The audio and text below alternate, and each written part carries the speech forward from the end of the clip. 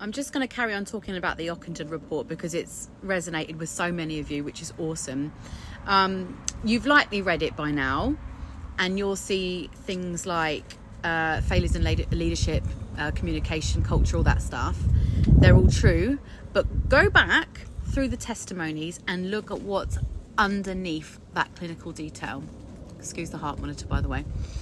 Women saying they knew something was wrong, and somewhere along the line they're handing it over to someone wearing uniform. Now, the Ockenden report can't give us real answers because the bigger issue can't actually be measured. It's an individual and a collective nervous system problem, in my opinion. And that's hers and the birth worker, both doing what nervous systems do under pressure. So they'll either reach for certainty or they'll reach for control. And here's what I mean. And this is, in my opinion, the only root cause solution. So picture a midwife. As a kid, she might have grown up where safety meant being easy to be around. So that could be sensing the mood before anyone said anything, because she's so hypervigilant, so she'll adjust herself so nobody gets upset. That's how she survived the childhood, even if there was no overt trauma. And it's how she also gets through the ward round with a consultant she's secretly disagreeing with. In practice, she'll smooth things over and agree when she's not sure. And she'll reassure much faster than sitting with someone's difficult feelings, because sitting with a difficult feeling feels like danger, and conflict to her was never safe. Now, picture a woman in front of her. Different childhood, different survival adaptation. Safety for this woman might have meant needing to control, because nothing around her was predictable. So she might have learnt to manage every variable she could find.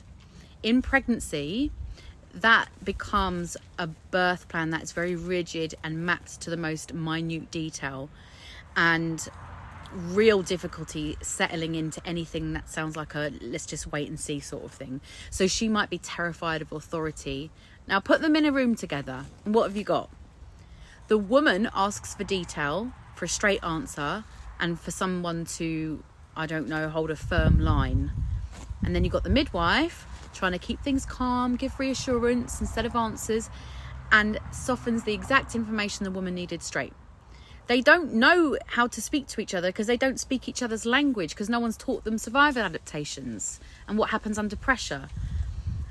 And neither has done anything wrong, but both are running the adaptation that kept them safe as kids.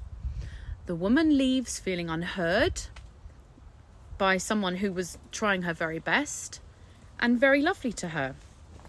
Now, if we multiply that across every single NHS trust and thousands of midwives, you've got a collective nervous system of fear. A pattern of individual nervous systems doing exactly what kept them safe as kids, and they're colliding at scale.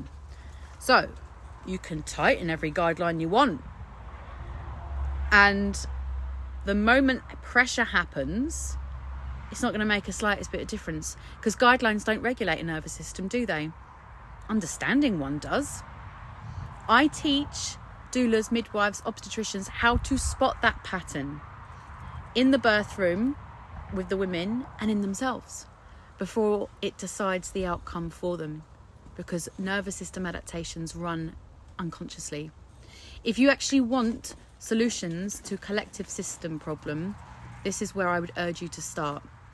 Imagine if every birth worker and pregnant woman had awareness of their nervous system adaptations. Communication would be a breeze.